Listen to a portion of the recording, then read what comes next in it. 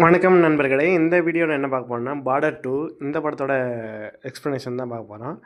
June 13, 1997 வெளிய அந்த border படத்தோட தொடர்ச்சியாக இத்தனை ஆண்டுகளுக்கு பிறகு இன்றைக்கி பார்டர் 2 வெளியாக இருக்குது. பார்டர் 1ஓட பரிமாணத்தை இது தக்க வச்சிருக்கா. திரையரங்குக்கு சென்ற பிறகு எனக்கு அப்படி தான் தோன்றுச்சு. மக்களோட கண்களில் கண்ணீர் இருந்து, பாடல்கள் புன்னகை இருந்தது. அதே உணர்வு மீண்டும் உருவாக்கப்பட்டுள்ளது. எனக்கு நடிப்பு மிகவும் பிடிச்சிருந்தது. உங்கள் சொந்த அனுபவத்தை பெற நீங்கள் கண்டிப்பாக திரையரங்குக்கு செல்லுங்க. ஏன்னா எனவே தான் அதிக தாமதம் செய்யாமல் விளக்கத்துக்கு தொடங்கிடலாம். சரி, பார்டர் 2 திரைப்படத்தோட விளக்கத்தை பார்க்கலாம். படத்தோட தொடக்கத்தை 1971 இந்தியா பாகிஸ்தான் போரை பற்றி நமக்கு சொல்லப்படுறது. மிக குறைந்த வளங்கள் இருந்த போதிலும் நமது இராணுவமும் வீரர்களும் தங்கள் நிலையை எப்படி கைவிடவில்லை. லட்சக்கணக்கான பாகிஸ்தான் வீரர்களை இந்திய வீரர்கள் எப்படி மண்டியிட வைத்தார்கள். இதுதான் பார்டர் 2ஓட கதை.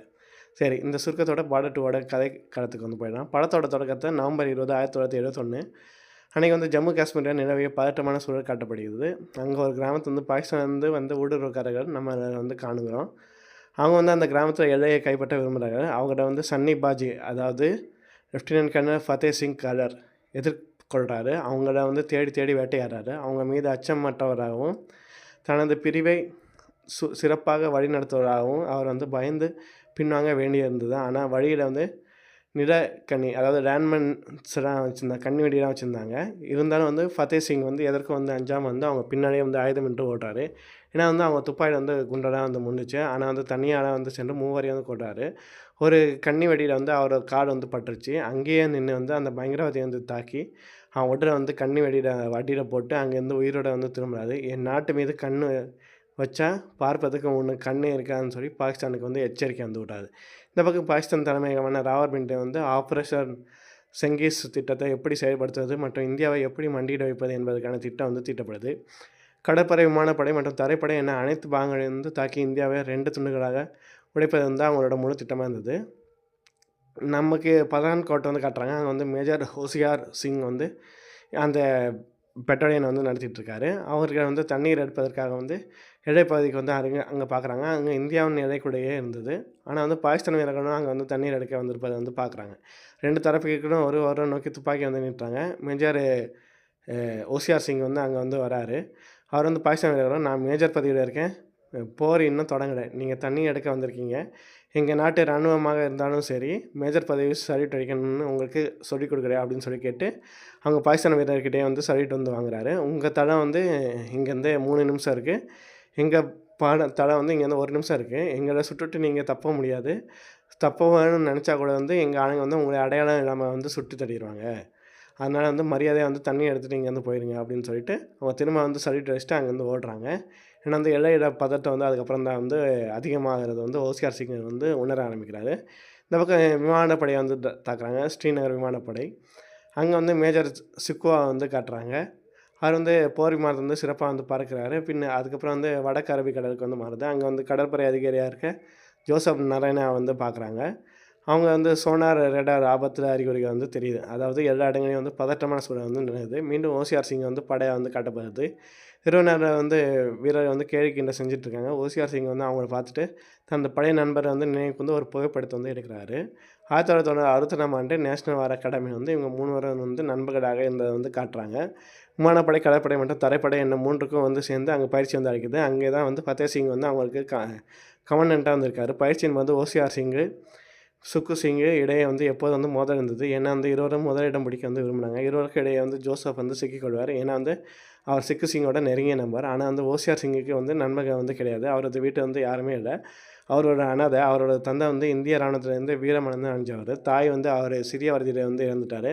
அகாடமியில் இவங்க சண்டை அதிகரிக்கும் போது ஃபத்தேஹ் சிங் அவங்கள கண்டித்து தரைப்படை, கடற்படை, விமானப்படை என அனைத்தும் இணைந்து செயல்பட வேண்டும் என்பதற்காக இந்த தளம் உருவாக்கப்பட்டது. நாட்டிற்கு ஆபத்து வரும்போது நீங்கள் ஒற்றுமையாக செயல்பட வேண்டும் என்று கூறி அவங்கள தண்டனைகளும் அவங்களுக்கு கொடுத்து அனுப்பிச்சாரு. ஃபத்தேஹ் சிங்கோட குடும்பத்தை அவங்களோட மகன் அங்கத் சிங் இராணுவத்தை சேர விரும்புகிறான். அவரது மனைவி சிமி முதல்ல மறுத்துறாலும் பின்னர் ஃபத்தேஹ் சிங்கோட வீர கதையை கேட்டு வளர்த்த மகனோட விருப்பத்திற்கே சம்மதிக்கிறார். அப்புறம் பயிற்சியின் போது ஹோசியார் சிங்குக்கு வீட்டிலிருந்து கடிதங்கள் எதுவும் வராது. இதை கவனித்த சுக்கு சிங் மற்றும் ஜோசப் உண்மையை அறிஞ்சு கொடுக்குறாங்க. இன்னும் காலையில் ஹோசியார் சிங்கோட படுக்கையில் ஒரு ராக்கி இருப்பதை காங்குறாங்க. அதை சுக்கு சிங் தான் வச்சுருந்தார். இன்று முதல் வந்து எனக்கும் ஒரு குடும்பம் இருக்குது. என் சகோதரி, உனக்கும் சகோதரின்னு சொல்லி கூறி, மூவரும் வந்து கட்டி புடிச்சு வந்து கொல்றாங்க. அன்னை முதலிருந்து அவங்க வந்து பிரிக்க முடியாத நண்பர்கள் ஆகுறாங்க. ஃபத்தர் சிங் வந்து அவங்களிடம் கேட்குறாரு, ஒரு சிறந்த வீரனாக இருக்க எது முக்கியம்னு சொல்லி, ஒவ்வொருவரும் ஒவ்வொரு பதில் சொல்ல, ஃபத்தர் சிங் வந்து சொல்றாரு, போர்க்களத்த துப்பாக்கியோ, டேங்கோ உங்களோட சிறந்த நண்பர் இல்ல. உங்க சக வீரன் தான் வந்து உங்க சிறந்த நண்பன். எவன் வேணாலும் வந்து உங்கள வந்து கைவிடலாம். ஆனா வந்து உங்க ஃப்ரெண்ட் வந்து உங்கள வந்து கைவிட மாட்டான் அப்படின்னு வந்து சொல்றாரு. அதுக்கப்புறம் ஓசியா சிங்க்கு வந்து ஒரு கடிதம் வந்து வருது. அவருக்கு வந்து 7 வயதிலே திருமணம் நடந்த விஷயம் வந்து தெரிய வருது. அவர் விடுமுறையில வந்து தனது மனைவிய வந்து சந்திக்க வந்து போறாரு. தனது மனைவியின் அழுகையைக் கண்டு வியந்து அவரோட மகிழ்ச்சியான நேரத்த வந்து செலவிடுறாரு. அவரது மனைவி வந்து கர்ப்பமா இருப்பதை அறிஞ்சு மிக வந்து மகிழ்ச்சி அடைந்து குழந்தைக்கு வந்து ஒரு ஊஞ்சல் வந்து செய்றாரு. இந்த பக்கம் வந்து சண்டையின் சூழல் வந்து உருவாகுது பாகிஸ்தான் கூட. வந்து பாகிஸ்தானை வந்து எல்லையை தாண்டி தாக்குதல் நடத்துறாங்க. அனைத்து வீரர்களின் விடுமுறையை வந்து ரத்து செய்யப்படுது. ஃபத்தர் சிங் வந்து ரோந்து செல்லும்போது கிராம மக்கள் ஊர விட்டு வெளியேறத வந்து பார்க்குறோம். பாகிஸ்தான் வந்து ஒரு கிராமத்த வந்து கைப்பற்றி சில வீரர்கள வந்து கொல்றாங்க. ஃபத்தர் சிங் வந்து தனது படையுடன் வந்து அங்க சென்று கண்ணி வெடிகளை புதைத்து அந்த இடத்த வந்து மீட்க வந்து திட்டமிடுறாங்க. அங்க ரேடியோ ஆப்பரேஷன் வந்து வீழ்த்திட்டு பாகிஸ்தான் தளபதி வந்து ஃபத்தர் சிங் வந்து பேசுறாரு. அப்போ வந்து அந்த தளபதி 1965 வந்து உங்க மான் வந்து கொண்டது நான் தான் என்று கூறுறாரு. இத கேட்டு அதிர்ச்சி அடைஞ்சாலும் ஃபத்தர் சிங் வந்து கோவத்த வந்து கட்டுப்படுத்தி வந்து நீயும் சாக போற. அதுக்காக நான் ஒரு நிமிடம் வந்து மௌன அஞ்சலி கடைப்பிடிக்கணும்னு சொல்லி அந்த தளத்த வந்து வெடிக்க செய்றாரு. போர் வந்து ரொம்ப தீவிரமாகுது. சிக்கோட விமானப்பட தளம் வந்து தாக்கப்படுது. அவர் மிக வந்து வந்து போரிட்டு வந்து வீரமரணம் வந்து அடையிறாரு. கடற்படையில் வந்து ஜோசப் வந்து தனது கப்பல் மீதான தாக்குதலை வந்து எதிர்கொள்றாரு. சோனார் ரேடார் வந்து வேலை செய்யாத நிலையில வந்து அவர் எதிரி நீர்மூழ்கி கப்பலை வந்து அழித்திட்டு வந்து தானும் வந்து வீரமடையணும்னு அடைந்தார். இந்த செய்தியை வந்து ஓசியார் சிங்குக்கு வந்து மேலும் ஆக்ரோஷம் வந்து செய்யுது. 150 வீரர்களை கொண்டு பாகிஸ்தான் படையை வந்து எதிர்க்கிறாரு. கையில் காயங்களோட தனது நண்பர்களை இழந்த துயரத்தோட நான் உயிரோடு வருவேன்டா, தேசிய கொடியை வந்து அ நிறுத்தி வைப்பேன்டா அப்படின்னு சொல்லி போரிடுறாரு. ஃபத்தர் சிங் வந்து டேங்க்ல வந்து அழிக்கிறாரு. தன் மகனை கொண்ட தளபதியை வந்து அவர் கொல்லும்போது வந்து அந்த தளபதி வந்து உயிர் பிச்சை வந்து கேட்குறான். தன் மகனோட சொற்களை வந்து நினைவு கூர்ந்து அவன் உயிரோட விட்டு விடுறாரு. இறுதியில் வந்து ஓசியா சிங் மற்றும் ஃபத்தர் சிங்கோட படைகள் இணைந்து பாகிஸ்தானை வந்து வீழ்ச்சி அடிக்கிறாங்க. ஜர்பால் பகுதியில் வந்து இந்திய தேசிய கொடி வந்து மீண்டும் வந்து பறக்குது.